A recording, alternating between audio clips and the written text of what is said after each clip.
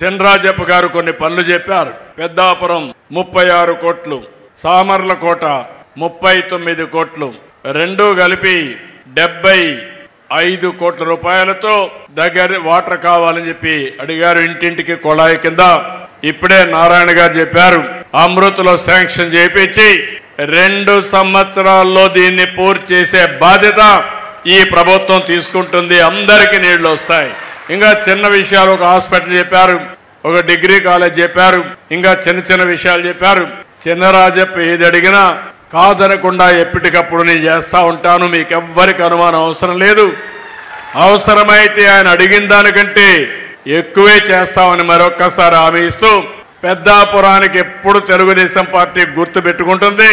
పెద్దాపురం తెలుగుదేశం పార్టీకి ప్రస్తుతం ఎన్డీఏకి కంచు కోట. ఈ నియోజకవర్గాన్ని అభివృద్ధి చేసే బాధ్యత ఎన్డీఏ తీసుకుంటాం. ఇక్కడ ఎమ్మెల్యే చినరాజప్ప గారు ఉన్నారు, అదే మరి ఎంపీగా శ్రీనివాస్ గారు ఉన్నారు.